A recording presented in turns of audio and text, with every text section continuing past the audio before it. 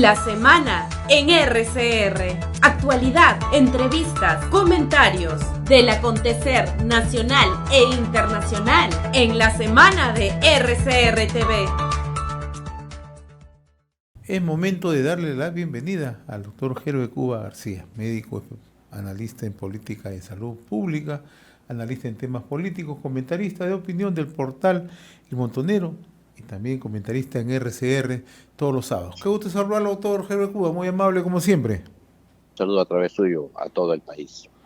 Bien, antes de tocar el tema que está relacionado a la salud, con el comercio ilegal y política de medicamentos, no quiero sustraerme de la actualidad, que siempre comentamos cada sábado, ¿no? ¿Cómo está mirando el escenario político, ¿no? El Congreso no tiene una definición sobre el probable adelanto de elecciones, ¿no?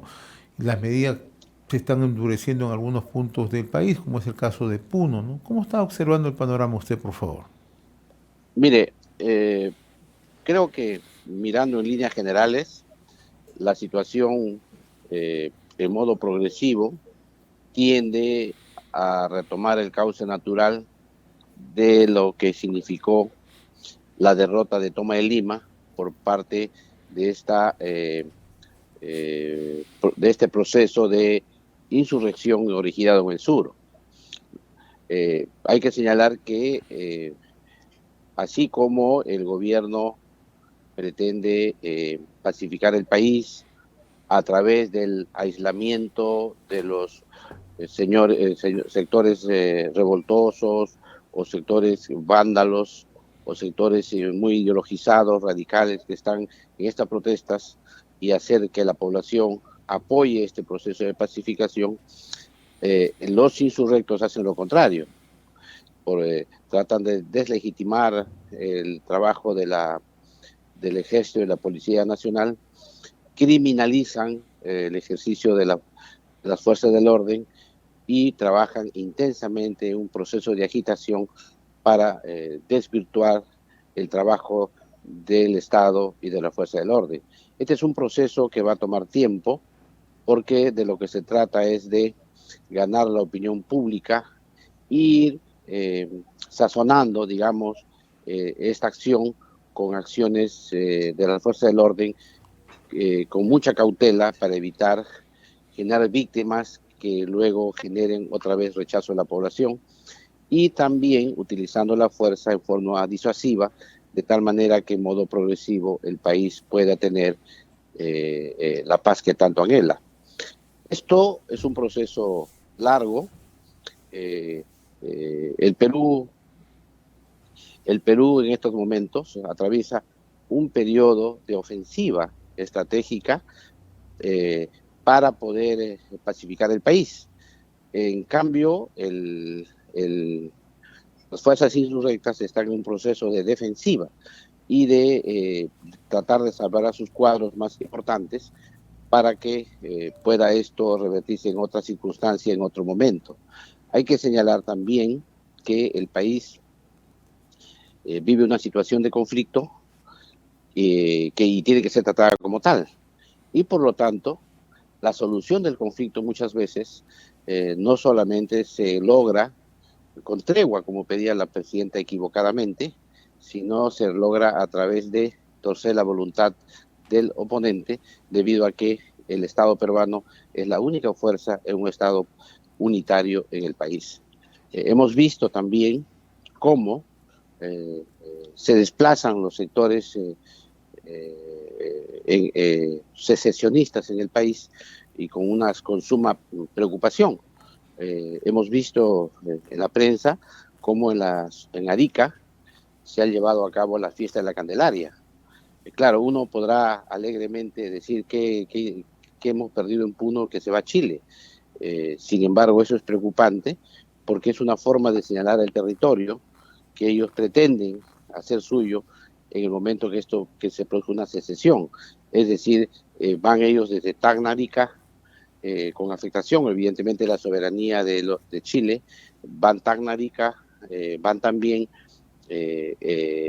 Puno, probablemente Tacna y Moquegua, y también la zona norte de Chile, como hemos visto, Argentina y Bolivia. Esto es lo que ellos llaman el territorio ancestral de la población aymara. Por lo tanto, si uno observa esto en detalle, uno se da cuenta que no estamos ante un fenómeno simple, que inclusive tiene ribetes geopolíticos internacionales de la región. Pero en esa circunstancia, el Estado peruano tiene que trabajar arduamente, primero para defender sus fronteras naturales y en segundo lugar para restablecer el principio del Estado unitario, de los símbolos patrios y sobre todo el hecho de que todos los que habitan el territorio nacional y nacidos en el país son peruanos de nacimiento. Doctor Cuba, ya que usted ha tocado el tema de Puno, ¿no? O sea, ¿cómo es que debería actuar el gobierno en el caso de Puno? En el Puno ya hemos visto que hay una posición marcada de las principales autoridades. Se ha difundido un video del gobernador de Puno, el señor Richard Janco, ¿no?, donde se opone abiertamente a cualquier tipo de diálogo con la presidenta de la República. Ha sido taxativo en ese sentido. Otras autoridades también han expresado lo mismo. Ayer, en conferencia de prensa, la presidenta Dina Boluarte ha sido bastante directa. Las autoridades no quieren conversar porque tienen temor, tienen amenazas. La gran pregunta es cómo generamos espacios en Puno para siquiera sentarse en la mesa, para siquiera apuntalar a condiciones mínimas o a espacios mínimos de entendimiento. Se puede lograr en estas circunstancias. El gobierno hace esfuerzo por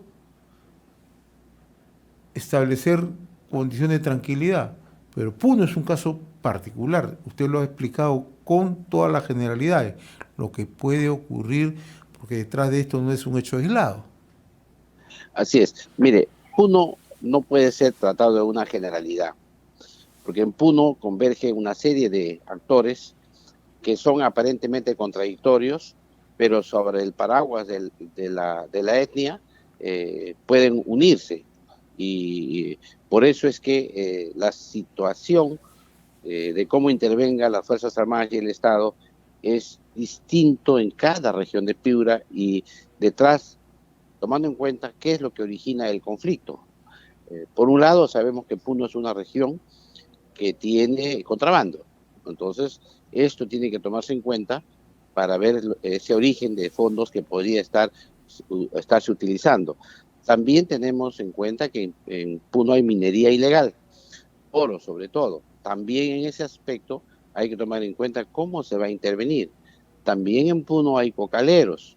En ese aspecto tiene que verse con claridad cómo intervenir. También hay minas formales, hay uranio, ¿no?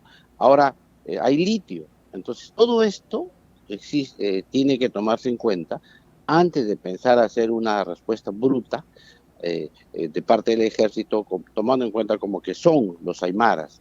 La etnia tiene una importancia en tanto que sea el paraguas, sea la coartada, digamos, para intereses que subyacen en el territorio, sean estos lícitos, sean estos formales o sean estos informales. Por eso es que es importante la cautela, un buen estudio de la situación concreta y el accionar de la Fuerza Armada y de la Policía Nacional tiene que ser de acuerdo a sus circunstancias. Además, a la posición geopolítica que tiene cada provincia, cada distrito de Puno. Por eso es que no es sencillo, porque además la población puneña, tienen un enorme sentido de pertenencia a su etnia, y esto hace que podamos, detrás de ver el tema aymara, no veamos el tema de fondo, el tema que subyace detrás y que puede generar la solución al problema, lejos de ser un problema. Creo más bien que es una enorme riqueza para el Perú tener aymaras y tener quechuas y tener las etnias que tenemos, que esa es la riqueza pluricultural de nuestro país. De ahí, de tener esto una riqueza, y luego ver a esto como una amenaza, como un proceso de secesionista, hay una enorme distancia que requiere, como es natural, que aquellos que proponen el secesionismo sean los que miren esto como una oportunidad para separar al país. Yo creo que este es el tema de fondo para Puno. El Ahora, ¿y segundo aspecto esencial, el gobierno cree usted tiene alguna estrategia, tiene una hoja de ruta para seguir en Puno? Puno es un tema bastante delicado y parece ser que en Lima no le damos la importancia del caso. Pero usted, que es una persona bien informada, nosotros que solemos tener comunicación permanente con referentes de opinión en Puno, si es que no se le da el tratamiento adecuado en términos políticos, en términos económicos, y hace un momento conversaba yo también con Benedito Jiménez en términos de una estrategia, ¿no? Para, de una u otra manera, entender lo que está ocurriendo en términos de seguridad, de orden interno. Puno puede convertirse en un problema bastante serio para el país. ¿Cómo lo está mirando usted? ¿Hay una mire, estrategia? ¿El gobierno cree usted que está trabajando de la manera más adecuada? Pero también hay que pedirle a los hermanos en Puno, oye, ¿qué haces para contribuir a lograr una solución pacífica? ya, mire, el tema de Puno pasa por otro tema adicional a lo que hemos conversado.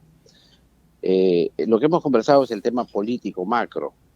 En el tema concreto, significa que tenemos que tomar en cuenta que las autoridades electas de Puno son parte del gobierno del Estado y son parte de la estructura intermedia del Estado.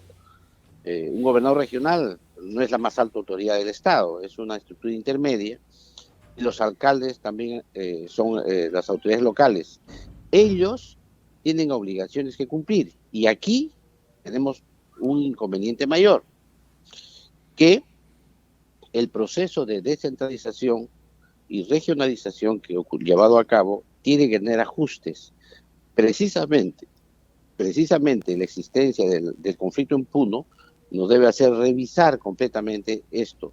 Y creo que aquí tiene una importancia capital el Congreso de la República, que debe debatir y estudiar cuáles son las falencias del proceso de descentralización, sobre todo la idea de mirar lo que ocurre en Puno. Este es un tema político de la más grande relevancia. Pero el segundo aspecto es que no se puede dar el lujo el gobierno nacional de tener un gobierno regional que no puede contribuir.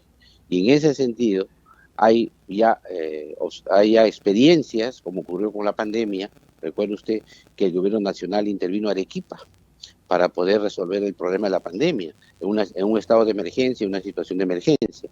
En este caso importante, sin desconocer la autoridad del gobernador regional, es necesario que el Estado nacional tome acciones directas en la región para poder poner en marcha todo la infraestructura o los servicios que debe ofrecer el Estado a la ciudadanía en general.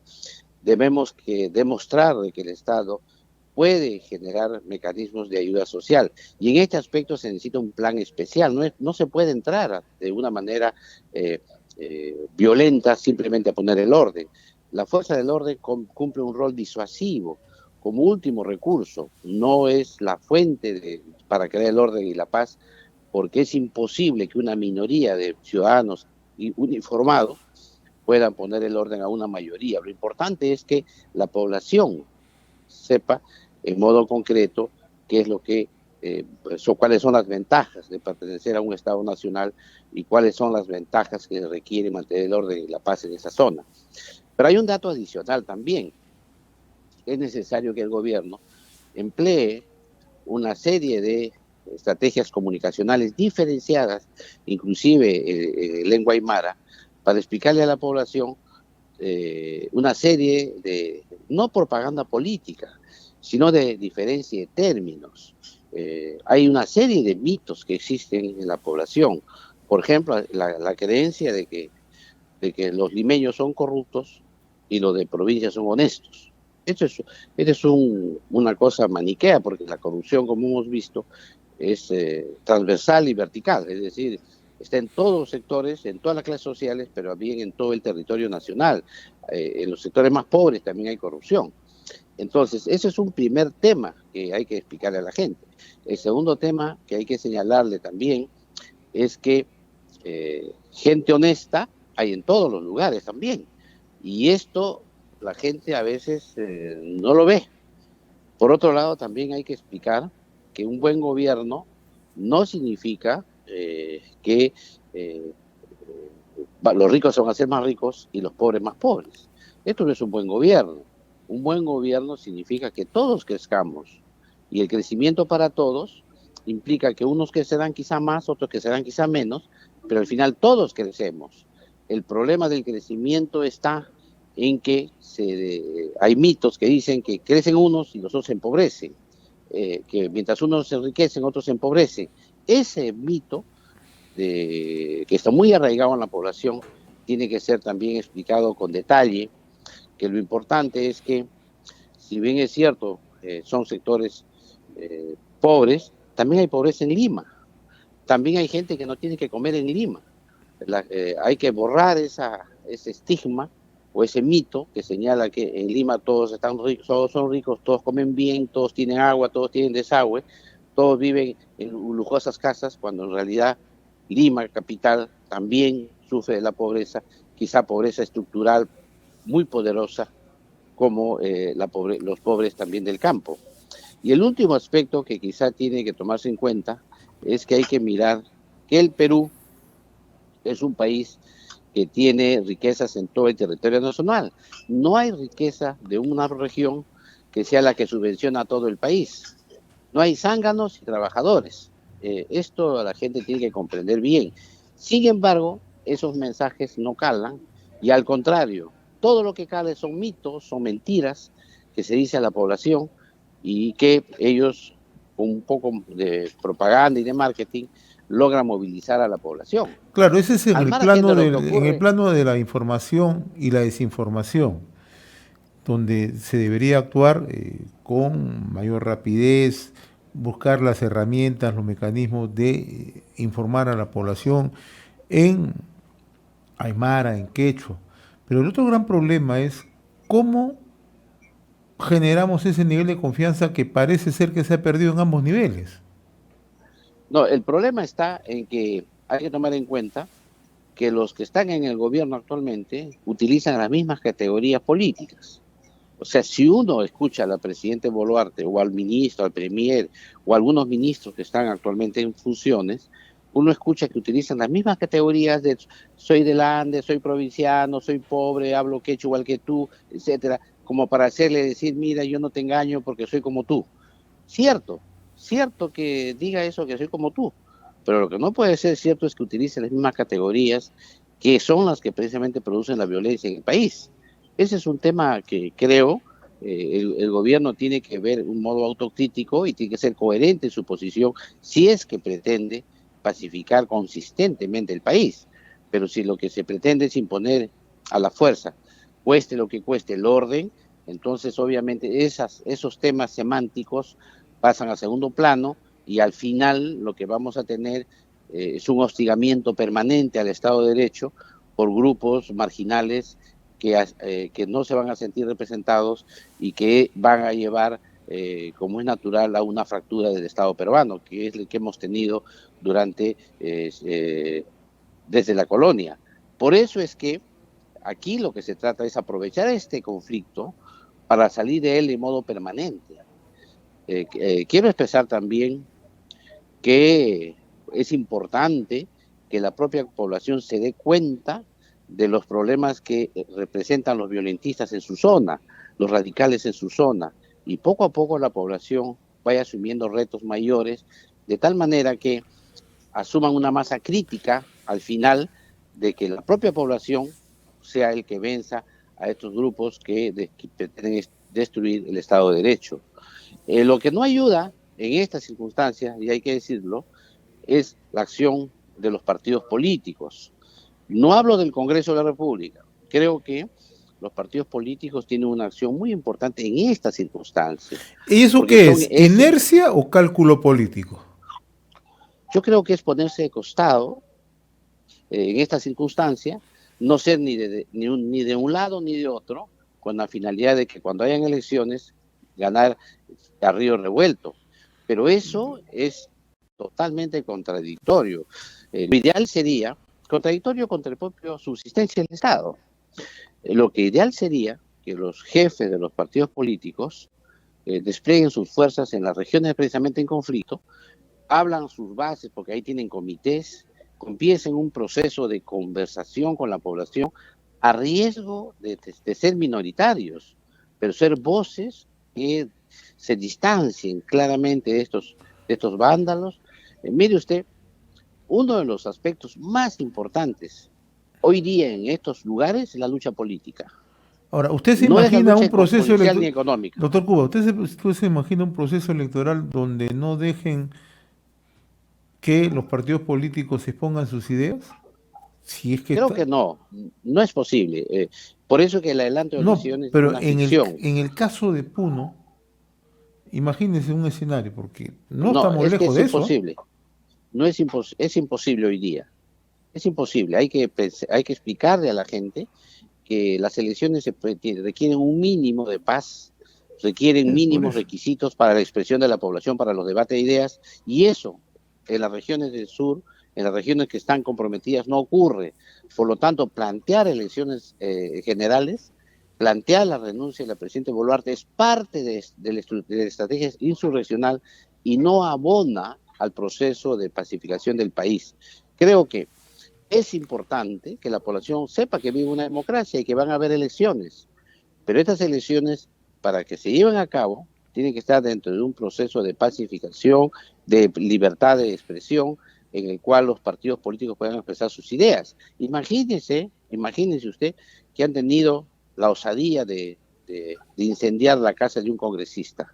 Imagínese lo que le podría pasar a un candidato que puede expresar ideas discordantes a estos grupos vandálicos que aparecen de cuando en cuando encabezando manifestaciones. Entonces, esto es difícil y por lo tanto entonces la presidenta Dina Boluarte y el Congreso de la República, lejos de estar jugando al cálculo político, porque usted no sé si ha observado últimamente, ya se han lanzado varios candidatos, ya lo he visto a Hernando de Soto buscando una nave a qué dirigir, he visto a Keiko Fujimori viajando por el norte ya prácticamente en campaña, he visto también al general otros candidatos, al general Quiabra, que ya están en campaña con sus partidos políticos. El partido de Aprisa, que está en la reelección. También está en su elección, que va a ser candidatos. Es decir, a río revuelto quieren ganar, pero quiero expresarles que no va a ser esa la solución, al contrario, lo que va a hacer es que va a exigir ahora a la población que sean los movimientos regionales los que participen en esas zonas, sean los cupos plurinacionales que deba tener la representación congresal. Le van a exigir que los candidatos de la región Puno sean todos aymaras. Entonces, esos temas va a llegar al Congreso, que minorías muy radicales pueden hacerse del poder en esta circunstancia. Por eso es que es muy importante tomar en cuenta en qué estamos. Y creo, en este caso, debería haber un acuerdo nacional con todas las fuerzas políticas para contribuir con el gobierno para el restablecimiento de la paz, que asegure elecciones libres y transparentes en el momento que sea necesario, pero que hoy no es posible por las condiciones en que se encuentra gran parte del territorio nacional. Y doctor Herbert Cuba, no quiero ser arbitrario y quiero que usted comparta su artículo reciente que tiene que ver con el tema de salud pública, el comercio ilegal y política de medicamentos. Lo que sucede, señor José Hernández, es que el Perú cada 10 de febrero tiene una efeméride que es el Día de la Lucha contra el Comercio Ilegal de Medicamentos. Este día fue instituido recién en el año 2018 por una constatación empírica que el Perú tiene un comercio de medicamentos de aproximadamente 4.000 millones de dólares. que no es poca cosa, 4.000 millones de dólares. Y de ese comercio, un 25 al 35%, según fuentes del año 2017, serían de contrabando, de origen dudoso, serían medicamentos falsificados, medicamentos vencidos que son reetiquetados, medicamentos que se les cambian el rótulo y que comúnmente la gente en el Perú los conoce con un neologismo típicamente peruano, que son los medicamentos Bamba. Y de ahí la frase clásica que los medicamentos Bamba matan. ¿Qué es lo que ocurre con estos medicamentos? Que no solamente no curan, no solamente pueden empeorar porque pueden tener sustancias nocivas a la salud, sino que finalmente pueden llevar a la muerte. Y aquí el análisis del artículo señala en que, primero, es que es increíble que prácticamente 5 años después no tengamos un estudio que haya hecho el Ministerio de Salud a la fecha para ver cuál es la situación de este comercio ilegal de medicamentos. Eso necesitamos de modo obligatorio. Segundo, que tengamos nosotros toda una ley de conformación de redes integradas de salud, que se trabaja con la comunidad, y no tengamos una estrategia comunitaria para la lucha contra el comercio ilegal que participe activamente en la comunidad, porque finalmente, esto es como el tema político, si la comunidad no participa, es muy difícil que con pesquisas del Estado pueda resolver el problema. Aquí tiene que participar la comunidad, tiene que ser activos denunciantes, tienen que participar sabiendo de qué se trata para que pueda contribuir a la lucha contra este flagelo. Y el tercer tema que es complicado aquí es la situación en que es puesto el médico. Por un lado, los médicos están en una situación de tener que cuidar la receta médica, porque claro, tú haces una receta y tú no tienes ninguna seguridad de que el medicamento que compre el paciente sea un medicamento de calidad, o sea un medicamento y no un medicamento Bamba. Y esto es complicado a tal punto que los médicos tienen que verse obligados a custodiar su receta hasta que el paciente consuma. A veces le dicen al paciente, toma usted, compre usted este producto, no otro, sino este, y el paciente va y le dice, sí, para ir un similar puedes comprar otro. No. Compra le dice el médico. ¿Pero por qué si la ley le autoriza a comprar similares? Es que debido al alto nivel de falsificación, los médicos corren el riesgo de que sus pacientes puedan consumir medicamentos falsificados. Y al final, cuando el paciente no mejora, cuando el paciente tiene problemas, ¿a quién le va a echar la culpa al médico? Y dice, no, lo que pasa es que el médico no me curó bien, su receta no me hizo nada, el médico no es bueno, y inclusive puede ser sujeto de procesos civiles y penales debido a que le echan la culpa al médico de un problema que debe haber resuelto el Estado, debe haber asegurado la calidad del medicamento en el país. Esto es un tema muy complicado, y le voy a decir que es tan complicado que inclusive el Estado, en algunas oportunidades, ha tenido como se compra por precio, la posibilidad de comprar medicamentos alterados o adulterados o medicamentos Bamba. Por eso es que este tema debería revertir la máxima importancia al gobierno. Sin embargo, ¿qué hemos observado? Que no hacen casi nada. Si uno analiza las propias notas de prensa del Ministerio de Salud del año 2022, de julio, y la nota de prensa que se ha emitido el día de ayer por la efeméride del Día de la Lucha contra el Medicamento Ilegal, han hecho mucho menos de lo que habían prometido. Ni siquiera han creado agentes comunitarios para la lucha contra este tráfico de medicamentos ilegales. Entonces, lo que creo que el gobierno cree, las autoridades creen, es que este es un tema que compete a las empresas. Ellos creen que, claro, si yo falsifico un medicamento, el que se perjudica es la empresa que lo produce, cuando eso no es real, o sea, eso es totalmente irrelevante. La empresa produce su producto para la venta y es evidente que el falsificado está haciendo daño a la salud, a la vida, y esa es obligación del Estado, proteger. Y a tal punto creen que es cuestión de las empresas, que estas campañas que se hacen para la lucha ilegal contra los medicamentos pretenden, no digo que ocurra, pero por lo menos pretenden, que las empresas sean los que sufraguen los gastos. cuando los gastos para una lucha frontal contra el comercio ilegal de medicamentos debería estar a cargo de dineros de fondos públicos. Ahora, cuando hablamos de medicamentos ilegales, no solamente hablamos de Lima Metropolitana y el Hueco. Medicamentos Bamba se dan sobre todo en los distritos más pequeños del país, la zona más pobre del país, que tienen sus tienditas, sus tiendas de abarrotes, que venden medicamentos, que también compran lo más barato posible. Es ahí donde llega el medicamento Bamba. Por eso es que es importante que en esta lucha enfrentemos desde la comunidad, con fondos públicos y una estrategia muy organizada a nivel nacional, porque además cuidamos nuestra producción nacional de medicamentos, porque un país que tiene 25 a 35% de su comercio de medicamentos Bamba, no pretenderá pues tener buen prestigio en el exterior cuando exporte sus medicamentos. También estamos dañando de alguna manera la industria y también el prestigio del Perú en el extranjero. Muy bien, doctor Henry Cuba García, como cada sábado yo le agradezco su participación a través de RCR, Red de Comunicación Regional. Ha sido un gusto conversar con usted, muy amable. Muchas gracias, señor José Hernández, y un saludo una vez más a todo el país. Hemos presentado La Semana en RCR TV a través del canal 796 de Cable Más.